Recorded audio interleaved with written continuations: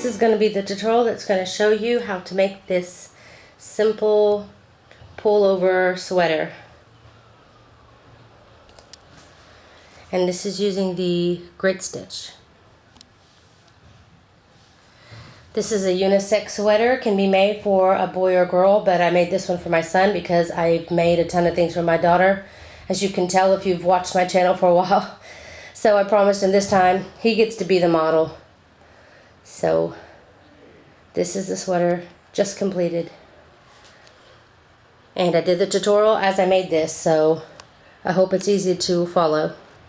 So that being said, let's get started. For this tutorial, you're going to need 3 skeins. I used 1 skein for the back of the sweater, not a full one, but almost a full one, for the front and back of the sweater, and less than a skein for, or about a skein also for the sleeves. So I would get about 3 skeins. This one is 100 grams, 250 meters, and 273 yards. This is also anti-pilling, which I usually always try to get when making a garment because it doesn't get fuzzy, and not to mention it's soft.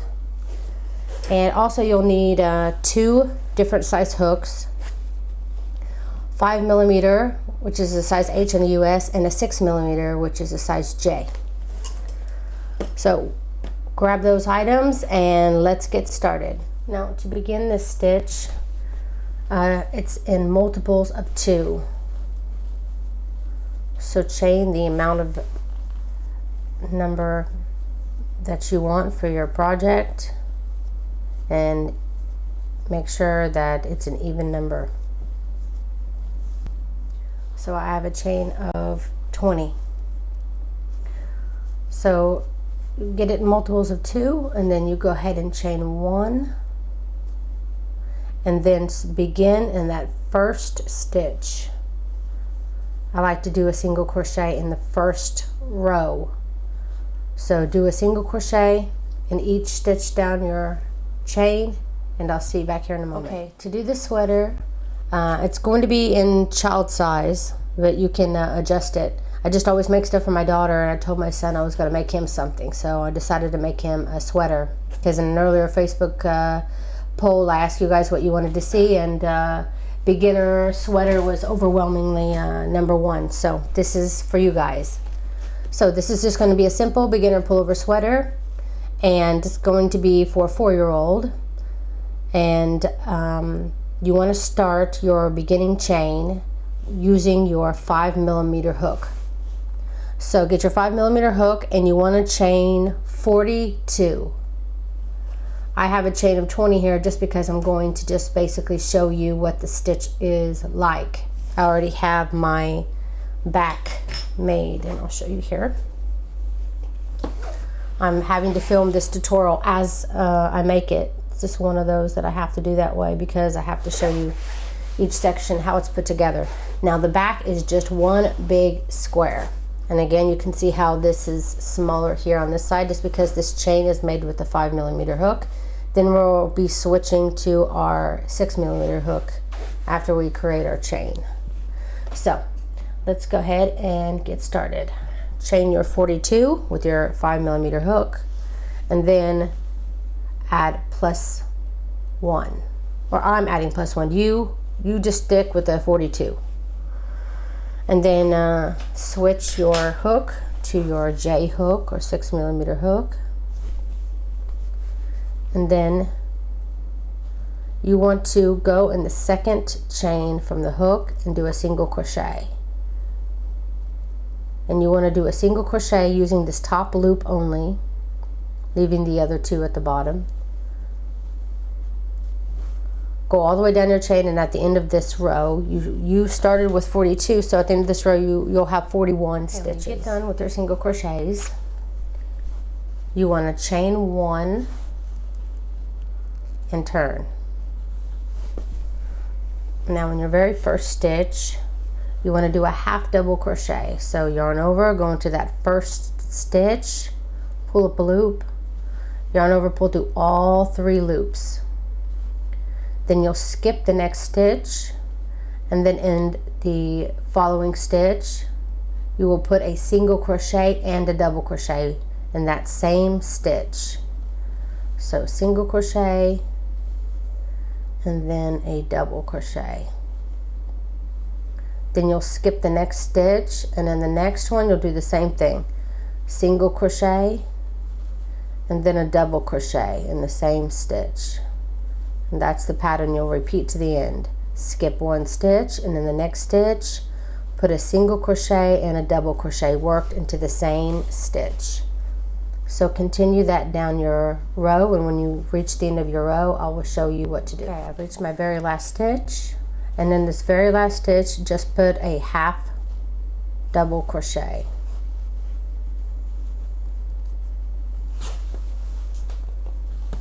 Then again, you just want to chain one. Back up just a bit. You just want to chain one and turn. For row 2, which is going to be the same way that you work the stitch, just going to be a repeat, is again you want to half double crochet in this first stitch, 3 loops, and then pull through all 3 loops, and then you will skip the next stitch, which is the double crochet, and then you'll want to be working in the single crochet. And in the single crochet you'll do the exact same thing you did last row, working 1 single crochet and 1 double crochet in the same stitch. Going to be just like last row. The only difference is you'll be working in the single crochets this row, and for all your rows. So again, you'll skip the next stitch, which is the double crochet, and in the single crochet you'll work a single crochet and a double crochet in that same stitch. So just continue that all the way to the end of your row. Reach the end again, and then the very last stitch again, you want to do a half double crochet, and then again you will chain 1 and turn and begin your row again with a half double crochet, and then you will repeat exactly what you did last row, skipping the first stitch, which is a double crochet, and working your stitch into the okay, so you want to repeat this row. I'm going to show you the back of my sweater here. So the front, the back, you want to do a total of 46 rows. And as you can see from here, it kind of looks like there's, well, on your own project, I'm sure you'll see too, looks like there's, ridges here between every 2 stitches, every 2 rows. So it's easier to count. This is 2, 4, 6, 8, 10, 12, counts in sets of 2. The complete number for the back is 46 rows, unless you want to count the dividends or whatever, these little sections of 2 rows together that make up these. Then you can count 23 of those, or count those. That's 46 rows. Probably best just to count each individual row. But it's easier to count in 2s because of these little natural ridges that they have every 2 rows. So total of 46 rows for the back. You can just chain 1 and cut your yarn, and then you're done with the back. And then for the front, you want to do the same thing. Only difference is you want to stop on the 36th row, and then I'll show you how to do the front, which is where I'm at now on my project here. Like I said, I'm having to film as I go with this project. That's the front here, and this is the back, and I'm going to max up the bottom here with the top. Now, as you can see, it's just slightly bigger, and what you're going to do is you're going to mark out, let me see, I wrote 14 stitches, so you're going to count from here, count over 14 stitches and mark it, and then do the same for the other corner, mark out 14 stitches and mark it, and in between you should have 13 stitches in the middle. And then we're going to be making our shoulders. The idea behind this, if you're making a bigger sweater, is that you want to get at least 1/3 of this whole top section a third here and a third here, because this is going to be your shoulders, which is going to match up to here evenly. So what we're going to do is do more rows of our stitch, our grid stitch. So we're going to attach it in one corner. No, actually I didn't cut my yarn, so I'm already attached on this side. So what we're going to do is do 5 rows of this grid stitch, back and forth. You just attach your yarn. You already have your yarn here, so you just go back and forth doing the grid stitch 5 times on this side. Okay, correction. I need you to do this shoulder side for, I told you 5 rows. I need you to do it for a total of 7 rows, because I matched it up here just along the side of the ridges, and we're 2 rows short here, so we don't want to be short. So this is what happens when you're doing a tutorial as you're making a project. Sometimes you have to make corrections. So, okay, I did my 7 rows here, and I went to do it in the corner to go over here, and my stitches are backwards. So I'm going to have to start from the middle here. And I'm going to show you a trick, since we want to start from the beginning on each, each row. And this is a mini row with a half double crochet. So what you want to do, you don't have to do this. You can just go right into the stitch and slip stitch your work on. It will work the same way. Or you can yarn over, and I'm holding my, using my finger to hold so it won't unravel like that. So you want to hold your yarn there so that your loop won't unravel. Then you put it into the stitch you want, pull up a loop, 3 loops on the hook, and then you can yarn over and pull through all 3 loops. That will create your half double crochet at the beginning. And like I said, if you want to just slip stitch to connect, then you can chain 1 and then go ahead and do your half double crochet in your first stitch, and then you'll be right where we are now. Then you'll skip the first stitch, and then in the single crochet you'll work your single crochet and double crochet, and then you'll be right on track. I just wanted to point out real quick, in case you guys are coming across the same thing, both my sides here I have 12 stitches, even though we marked out 14. So if you're having the same thing, 12 on this side, 12 on this side, that's fine. I'm having the same thing. It shouldn't affect it all, because we're just going to be lining up the stitches and sewing. And then we're going to be working around our center to make our neck. So it should still work out just fine. Okay, I just finished both my shoulders, and I created my slip knot with some extra tail in the end, just because I want to have some extra tail to hide later. And I'm going to get my front part. I just want to make sure. Okay, so this, I'm going to go by the first row, because you can tell by the first row which is the front, which is the back. If you're more familiar with crochet, that is. If not, then it doesn't really matter so much. Nobody will probably even notice. But I'm going to be going right side to right side just based on this front row. So this is my back, the back of my back. So for me, I have my right side facing up, and then my right side facing down, because we're going to be doing our stitches on the inside and then flip it out where both right sides of the project will be facing. So I'm front side to front side, and you want to line up your stitches on both sides. You can even count 2, 4, 6, 8, 10, 12, and then 12 on this side. And you can place a marker here to put them together if you prefer, but just make sure that you have your stitches aligned. And then get your hook here. And I'm going to go through the first stitch on my top, then the first stitch on my, on my back, and then the first stitch on my front front piece. Now I'm going to leave this little tail out just because I want to hide it later. Same thing with my other tail, which is too long. It's confusing me. Okay. So what we're going to be doing is slip stitching. So we're going to go through and slip stitch all the way through our loop as well to attach our yarn here.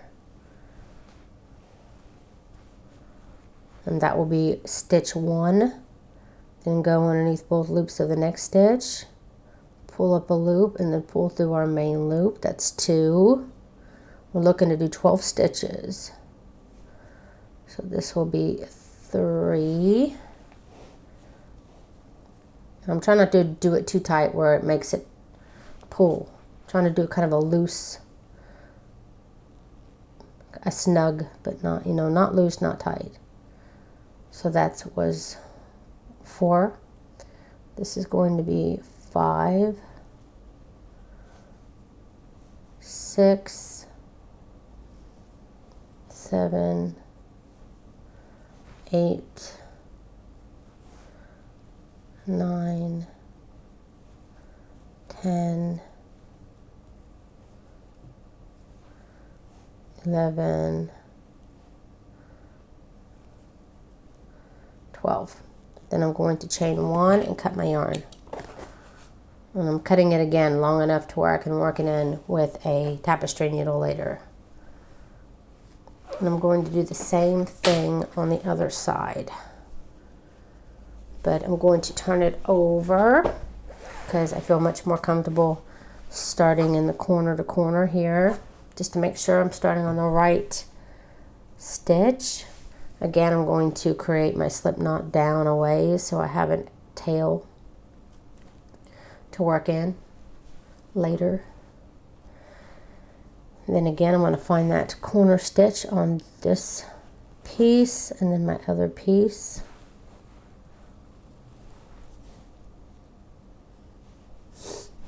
Trying to stay in the middle of my screen from this close is hard. Okay, then you're going to slip stitch through both those stitches and through the loop. Then find your next 2 stitches, and you better to count as you do it to make sure you get all 12. So that's 2, 3, 4, 5, 6,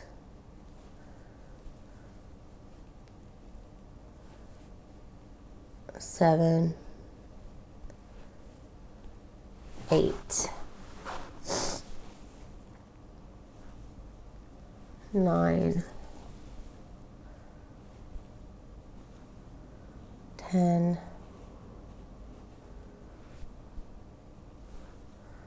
11,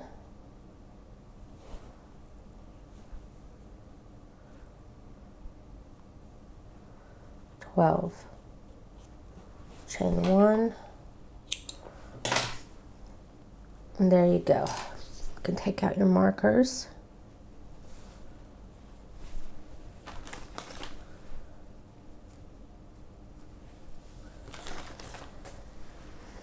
And you can now flip it inside out.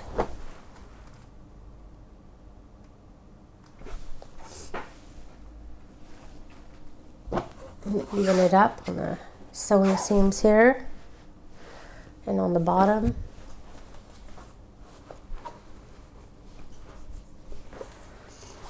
There we go.